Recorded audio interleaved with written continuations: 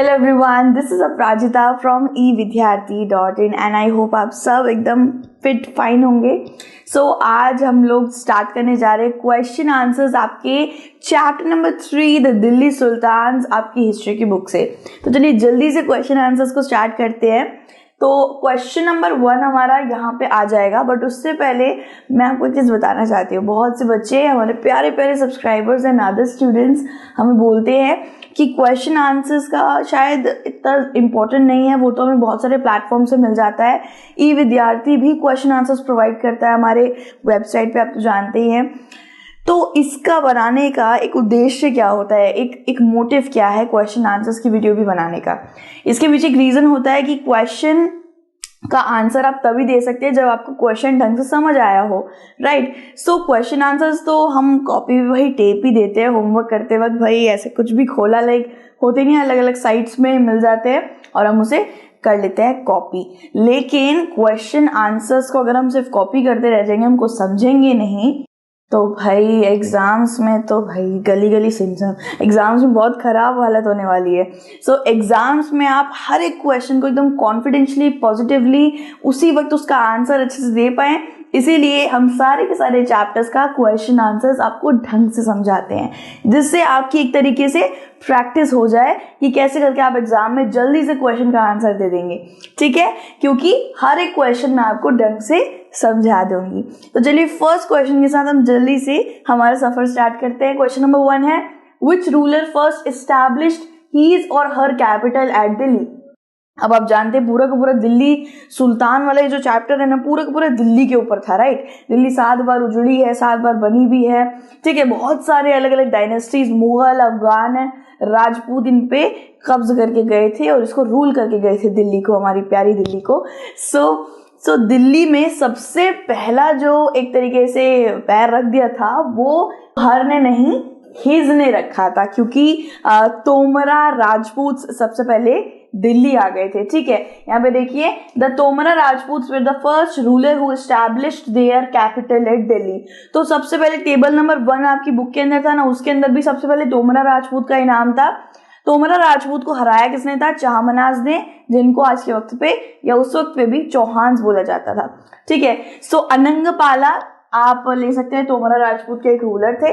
1130 से लेके 1145 तक इनका एक राज रहा था। तो आपको क्या याद करना है कि भाई सबसे पहले तोमरा राजपूत आए थे दिल्ली में, ठीक है। फर्स्ट कैपिटल उन्होंने दिल्ली को ही बनाई थी, सबसे पहले थे वो। क्वेश्चन नंबर 2 क्या है, what was the language of administration under the Delhi sultans. अब भाई सुल्तान की बात आ रही है, राजा नहीं, सुल्तान। तो आप कौन सी लैंग्वेज को एक तरीके से प्रिस्क्राइब कर सकते हैं? तो या तो वो पर्शियन होगी, अरेबिक होगी, इस तरीके की लैंग्वेज यूज होती थी उस वक्त पे, ठीक है। और उस वक्त पे मुगल भी यही लैंग्वेजेस यूज करते थे। सो इट वाज पर्शियन, ठीक है, पर्शियन लैंग्वेज थी। पर्शियन को फारसी भी कहा जाता है और कुछ इस तरीके के उसके अक्षर होते हैं। देखिए कुछ इस तरीके के ऐसे ऐसे करके, आपने तो देखा होगा, मेरी राइटिंग बहुत खराब है, सिर्फ उसके अक्षर होते हैं। और पर्शियन एडमिनिस्ट्रेटिव लैंग्वेज थी, ठीक है। क्वेश्चन नंबर 3 क्या है, इन whose reign did the sultanate या सल्तनत reach its farthest extent। यानी कि ये जो दिल्ली में जो बहुत सारे सुल्तान एक एक करके आए जा रहे थे, तो किसने एक तरह से हद पार कर दी थी, किसने एक तरीके से दिल्ली को काफी हद तक डुबा दिया था, ठीक है। सो वो आपको यहाँ पे नाम थोड़ा फ्लैश होते हुए दिख रहा होगा, मोहम्मद बिन तुगलक ने करा था ऐसा। देखिए, द सल्तनत reaches its farthest extent during the reign of Mohammad bin, आप मोहम्मद तुगलक भी लिख सकते हैं, बिन भी लिख सकते हैं। सो मोहम्मद बिन तुगलक ने, यहाँ पे उनका नाम इतना प्रकाशित इसलिए करा जा रहा है क्योंकि अलाउद्दीन खिलजी के वक्त पे एडमिनिस्ट्रेशन बहुत अच्छा था, उन्होंने अपने सोल्जर्स का बहुत अच्छे से ध्यान रखा था, पीजेंट्स के ऊपर इतना ज़्यादा कर वसूल नहीं करा जा रहा था, का एक पर्टिकुलर 50% अमाउंट रखा गया था और उससे ज़्यादा नहीं लिया जा रहा था। एक तरीके से वो बहुत अच्छी तरीके से अपने राज्य को संभाल रहे थे। लेकिन अलाउद्दीन खिलजी उसके एक राजा के बाद एक राजा मोहम्मद बिन तुगलक आए थे, और मोहम्मद बिन तुगलक ने काफ़ी ज़्यादा गलत स्टेप्स लिए थे जो हमें बुक में देखने मिले हैं और हिस्ट्री में देखने मिले हैं। अब हम उन पे एक तरीके से इल्ज़ाम नहीं लगा रहे हैं, नहीं लगा रहे भाई, लेकिन जैसे बुक में रिटन है मैं आपको वैसे ही बता रही हूँ कि अलाउद्दीन खिलजी ज़्यादा अच्छे थे मोहम्मद बिन तुगलक से एज एडमिनिस्ट्रेटर, एज सब कुछ चीज़ों में अलाउद्दीन खिलजी का नाम सबसे पहले आता है। सो मोहम्मद बिन तुगलक के वक्त पे उन्होंने सोने और चांदी के सिक्के हटा के पीतल के सिक्के चालू कर दिए थे, ठीक है। एक चीज़ तो उन्होंने ये गलत करी थी। उसके बाद उन्होंने क्या गलत करा था कि उन्होंने एडिशनल टैक्सेस वसूल कर रहे थे अपने राज्य के लोगों से, अपने राज्य के मासेस से, यानी कि एक पर्टिकुलर टैक्स का उन्होंने नहीं रखा था बल्कि उससे भी ज़्यादा वो वसूल कर रहे थे, जिससे लोग उसे पे नहीं कर पा रहे थे और भूखमरी से मर रहे थे। साथ ही साथ वो लोगों को इधर से उधर शिफ्ट कराए जा रहे थे। उनकी जो वहाँ पे उस वक्त पे दिल्ली कूना उस वक्त पे ओल्डेस्ट 4 सिटीज में से आती थी दिल्ली के अंदर, दिल्ली कूना। यहाँ पे मैं लिख देती हूँ, आप दिल्ली लिखेंगे, फिर ई लिखेंगे, फिर कूना लिखेंगे, ठीक है। दिल्ली कूना, देखिए राइटिंग बहुत खराब है, कीड़े वाली राइटिंग है, और ठीक है। सो भाई एडजस्ट कर लीजिएगा। तो ठीक है, सो दिल्ली कूना को उन्होंने शिफ्ट कर दिया था, वहाँ के लोगों को दौलताबाद भेज दिया था। बहुत सारी ऐसे स्टेप्स लेकर मोहम्मद बिन तुगलक ने अपनी हदें पार कर दी थी और उन्होंने एक तरीके से अपने रेन को ख़त्म करने के फिराक में थे। वो बहुत बुरी तरीके से उन्होंने अपना राज्य संभाला था। From which country did Ibn Battuta travel to India? Ibn Battuta भाई इसके बारे में 11th क्लास में बहुत ज़्यादा पढ़ेंगे क्योंकि एक पूरा चैप्टर इनके ऊपर ही है। सो इब्ने बतूता के बारे में आपने इस चैप्टर में ज़्यादा नहीं पढ़ा होगा, लेकिन जैसे ही आप मेरे चैप्टर की वीडियो देखेंगे, मैंने सारे के सारे टॉपिक्स पे वीडियो बनाई है, तो उसके अंदर मैंने आपको पहले ही बोला था यार माफ़ कर देना, मैंने सारे के सारे इंपॉर्टेंट बॉक्सेस भी कराए हैं और आज वो इंपॉर्टेंट बॉक्सेस काम में आ गए। पता है क्यों? क्योंकि इब्ने बतूता के बारे में कोई अलग से टॉपिक पे लिखा नहीं हुआ था, इंपॉर्टेंट बॉक्स से ये आपका क्वेश्चन आ गया है। देखिए ये सारे टेक्स्ट बुक के क्वेश्चन हैं और इम्पॉर्टेंट बॉक्सेस भी इम्पॉर्टेंट होते हैं, ये मैंने आज मतलब एक तरीके से क्या कहते हैं प्रूफ कर दिया, राइट। सो इब्ने बतूता के बारे में पूछा गया है, इंडिया मतलब कौन सी कंट्री से वो इब्ने बतूता ट्रैवल करे थे, तो मोरक्को से करे थे। Ibn Battuta belong to Morocco, Africa and travel to India. So Morocco से बेसिकली बिलोंग करते थे। कुछ इस तरीके से इब्ने बतूता की फोटो यहाँ पे मैंने लगा रखी है। अब जो इम्पोर्टेंट बॉक्स था वो आपका ये वाला था, ठीक है। आई थिंक ये वाला आप कह सकते हैं तो क्लोजर लुक वाले में ये आपको मिल जाएगा। क्लोजर लुक करके एक टॉपिक था ना आपकी बुक में, उसके अंदर होगा चीफ्टेन एंड देयर फोर्टिफिकेशन। यहाँ पे इब्ने बतूता के बारे में बताया है कि वो 14वीं शताब्दी के ट्रैवलर थे, मोरक्को से आए थे, मोरक्को अफ्रीका, एंड उन्होंने ये सारी चीज़ें उन्होंने एक्चुअली राजाओं के बारे में बताई थी कि कैसे करके जब उनको कोई मुसीबत आ पड़ती थी तो वो खुद को प्रोटेक्ट करने के लिए Rocky mountains, islands and bamboo, बड़े बड़े बैम्बू ग्रोव्स के अंदर, बैम्बू के फॉरेस्ट के अंदर घुस जाते थे, उनको प्रोटेक्शन उधर मिल जाती थी। सो ऐसे वैसे करके इब्ने बतूता पे पूरा ये बॉक्स था जो मैंने चैप्टर में करवाया है, ठीक है। सो इब्ने बतूता का पता चल गया भाई मोरक्को से थे, मोरक्को अफ्रीका। क्वेश्चन नंबर 5 है, according to the circle of justice why was it important for military commanders to keep their interest of the peasantry in mind? अब आपको कुछ अजीब लगा यहाँ पे कि इस क्वेश्चन के अंदर भी कुछ एक अलग ही अभिन्न अंग जुड़ गया है जो हमने चैप्टर में नहीं पढ़ा है। मतलब चैप्टर यानी कि बुक के अंदर बहुत से बच्चों ने, नो झूठ, बहुत से बच्चों ने इंपॉर्टेंट बॉक्स को छोड़ा है। कोई बात नहीं यार, हम भी छोड़ते थे, but important boxes don't worry, मैंने चैप्टर्स में करवाया है सारे के सारे इंपॉर्टेंट बॉक्सेस। तो ये जो है ना सर्कल ऑफ जस्टिस करके भी एक इंपॉर्टेंट बॉक्स था, उसी से ये क्वेश्चन आ गया है, ठीक है। So according to circle of justice के अकॉर्डिंग क्यों मिलिट्री कमांडर्स पीजेंट्स का इंटरेस्ट को प्रोटेक्ट करके रखते थे, यानी कि क्यों पीजेंट्स का काफ़ी ध्यान रखा करते थे, उनको एक तरीके से किसी भी तरीके से दबाव प्रेशर नहीं देते थे और एक तरीके से अलग नहीं कर देते थे। So why they keep the interest of the peasants? तो इसका आंसर हम करेंगे, लेकिन उससे पहले हमें थोड़ा सा इसके बॉक्स को पढ़ना पड़ेगा। So the circle of justice ये आपका बॉक्स है। मे बी ये आपके चैप्टर के जस्ट खोलते ही यहाँ पे होगा, फाइंडिंग अबाउट द दिल्ली सुल्तानेस, उसके अंदर ही होगा शायद ये, या फिर आप एक बार बुक को देख लीजिएगा। So Fakhr Mudabbir wrote the in 13th century a king cannot survive without soldier. ये इसके अंदर ये था कि एक किंग सोल्जर के बिना सरवाइव नहीं कर सकता। भाई किंग को कोई मारने आएगा तो किंग अकेले तो सबको नहीं मार डालेगा, ही नीड्स सोल्जर्स। तो किंग सोल्जर्स के बगैर नहीं रह सकता, सोल्जर सैलरी के बगैर नहीं रह सकते, और सैलरी उस वक्त पे पीजेंट्स से रेवेन्यू कलेक्शन की वजह से आती थी।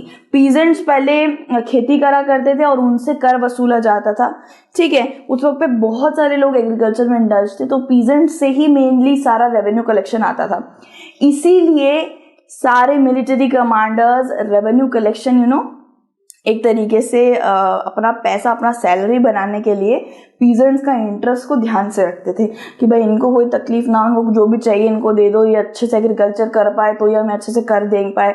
क्योंकि मिलिट्री कमांडर्स की हमें बात क्यों आ रही है, क्योंकि मिलिट्री कमांडर्स को गवर्नर की पोस्ट दे दी गई थी, इस चैप्टर में बताया गया है। और गवर्नर्स को उस वक्त पे क्या बोला जाता था, मुक्ति बोला जाता था, ठीक है, इक्तादार या मुक्ति बोला जाता था। और जिस लैंड पे वो अपना गवर्न करते थे, गवर्नर जिस लैंड पे वो अपना गवर्न करते थे, उनको इक्ता बोला जाता था। आपको याद रखना है कि मिलिट्री कमांडर्स ही बाद में जाके गवर्नर बन गए थे, और वो जो गवर्नर बन गए थे ना, उनकी सैलरी और बाकी सोल्जर की सैलरी इन रेवेन्यू कलेक्शन से ही आती थी। सो इसीलिए पीजेंट्स का इंटरेस्ट रखना जरूरी था। चलिए आंसर करते हैं। Peasantry was the backbone of the entire kingdom. Obviously आज के वक्त पे भी जय किसान ऐसे करके हम लोग नारे लगाते हैं, किसान सबसे आगे है, अन्नदाता है हमारा। तो उस वक्त पे भी यही था, आज के वक्त पे भी इंडिया में यही है। The king could not do anything without it because the source as was the source of revenue। तो भाई पीजेंट्स रेवेन्यू यानी कि कर का सोर्स थे। रेवेन्यू को आप टैक्स भी कह सकते हैं, ठीक है। तो टैक्स का एक सोर्स थे, यही सबसे ज्यादा टैक्स प्रोवाइड करते थे किंगडम के अंदर, ठीक है। आगे इसको हम थोड़ा सा ये आंसर यहाँ पे भी ये पढ़ते हैं। The soldiers got the salaries which came from his revenue. तो भाई पीजेंट जो रेवेन्यू देता था उसी से मिलिट्री कमांडर को सैलरी मिलती थी, सोल्जर को सैलरी मिलती थी, और किंगडम में धन धान्य आता था, ठीक है। Hence it was necessary to keep the peasants prosperous and happy because only then they could be able to pay revenue. So भाई उनको खुश रखेंगे, वो हड़ताल ना करते, वो उनको एकदम प्रॉस्परस रखेंगे, उनको हर चीज का एग्रीकल्चर टूल वूल सब दे देंगे, वो तभी अच्छे से काम करेंगे और रेवेन्यू कलेक्शन को बढ़ाएंगे या फिर अच्छे से दे पाएंगे। It becomes clear why the military commanders kept the interest of the peasantry eight top. तो भाई रेवेन्यू कलेक्शन का एक ही सोर्स थे, वो थे पीजेंट्री। पीजेंट्री को हमेशा खुश करना उनका एक तरीके से रिस्पॉन्सिबिलिटी था। What is meant by the internal? खुश करना, इसका मतलब ये नहीं कि रोज रोज पीजेंट्स को पार्टी करा रहे हैं, ऐसा नहीं था, बल्कि बस उन्हें खुश रखना, उनके ऊपर कोई अत्याचार या कोई एक तरीके से फोर्स इम्पैक्ट ना देना। What is meant by the internal and external frontiers of the सल्तनत? ये हमारा क्वेश्चन नंबर 6 में पूछा जा रहा है कि सल्तनत, ये जो एक तरीके से पूरा राज्य था सल्तनत, उसके इंटरनल और एक्सटर्नल फ्रंटियर्स क्या थे, ठीक है। अब मैं आपको थोड़ा रफली बता देती हूँ कि इंटरनल फ्रंटियर किसे कहते हैं और एक्सटर्नल। ये देखिए, ये एक तरीके से समझ लीजिए एक राज्य है, ये राज्य के अंदर जितना भी लैंड है, शॉप्स है, मंदिर है, मॉस्क है, ये जितना भी यहाँ पे, और थोड़ी सी यहाँ पे लैंड खिचड़ी होती है जो बिल्कुल खाली होती है, ठीक है, जहाँ पे ट्रेड एक्सपोर्ट इंपोर्ट के लिए उसको छोड़ दिया जाता है, उसको हिंटरलैंड कहते हैं, आप जानते हैं। उस खाली लैंड को और इन सब को आप क्या कह सकते हैं, एक तरीके से इंटीरियर कह सकते हैं। इंटरनल इंटीरियर आप जानते हैं, अंदर का हिस्सा। सो इंटीरियर फ्रंटियर मतलब कि राज्य के अंदर की सारी जमीन, टेम्पल, मॉस्क सब इंटीरियर में आ जाता है। और एक्सटर्नल फ्रंटियर मतलब कि राज्य से बाहर के जितना भी लैंड है, जितना भी कोई भी टाउन है, सिटी है, जो एम्परर के अंडर नहीं है, जो राजा के अंडर नहीं है, वो एक्सटर्नल फ्रंटियर हो जाएगा। यानी राजा के पूरे सल्तनत के बाहर का प्रदेश, उसको क्या बोलेंगे, एक्सटर्नल फ्रंटियर, ठीक है। हम यहाँ आंसर करते हैं। The internal frontier means the hinterland of the garrison town, ठीक है। हिंटरलैंड आप जानते हैं, देखिए समझ लीजिए यहाँ पे एक प्रदेश है, आप जानते हैं कि जब भी कोई भी शहर होता है ना, उस शहर के थोड़े से बाहर थोड़ी बंजर ज़मीन होती है, खाली खाली चटिल मैदान पड़े होते हैं, वहाँ पे घर वर किसी का बना नहीं होता, सो उसको अब हिंटरलैंड कह देते हैं। और उसको इंपोर्ट एक्सपोर्ट के लिए लोग यूज़ कर लेते हैं, वहाँ से लाइक माल भेजना, माल इधर आना, ये सब के लिए उसको यूज़ कर लेते हैं हिंटरलैंड को। ठीक है, वो बस शहर से थोड़े से दूर होता है, शहर से लगा हुआ एक मैदान होता है, उसको हिंटरलैंड कह देते हैं। तो यहाँ पे ये बताया कि इंटरनल फ्रंटियर किसको बोला गया है, गैरिसन टाउन के लगा हुआ एक हिंटरलैंड। गैरिसन टाउन क्या होता है, जो सिक्योर्ड टाउन होते हैं ना, फोर्टिफाइड टाउन होते हैं, सुरक्षित टाउन, उनसे लगा हुआ हिंटरलैंड तक सब इंटरनल आ जाता है।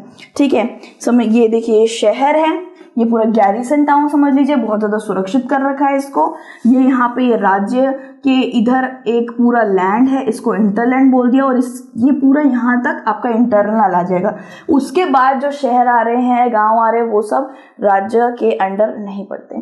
ठीक है, external frontier means the area beyond the hinterland of the garrison town, area जो बियॉन्ड हिंटरलैंड है, यानी कि राजा का जो एक एरिया है, गैरिसन टाउन है, छोटे छोटे विलेजेस हैं, एक हिंटरलैंड है। ठीक है, उसके बाद का जितना भी शहर गांव ये सब आ रहे, वो राजा के अंडर जो नहीं है, उसको एक्सटर्नल बोल दिया।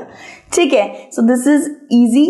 एंड यहाँ पे मैं आपको हिंटरलैंड की जरा फोटो भी दिखा देती हूँ। दिस इज हिंटरलैंड, कुछ इस तरीके का राज्य के बाहर एक तरीके की ज़मीन होती है जो पूरी चटियल मैदान होती है, खाली होती है, उसको इंपोर्ट एक्सपोर्ट के लिए लोग यूज़ कर लेते हैं। उस वक्त पे ट्रेडिंग रूट बना लेते हैं, खाली जगह चाहिए होती है ना ट्रेड करने के लिए। सो हिंटरलैंड कुछ इस तरीके का, उससे बाहर का राज्य एक्सटर्नल हो जाता है, अंदर का राज्य इंटरनल हो जाता है। ठीक है, एंड ये जितने भी बाकी को क्वेश्चन आंसर्स है, ये हम नेक्स्ट वीडियो में कंटिन्यू कर लेंगे। तब तक के लिए अपना ध्यान रखिएगा, वापस से जल्दी से नेक्स्ट वीडियो में मिलते हैं। Take care, bye bye.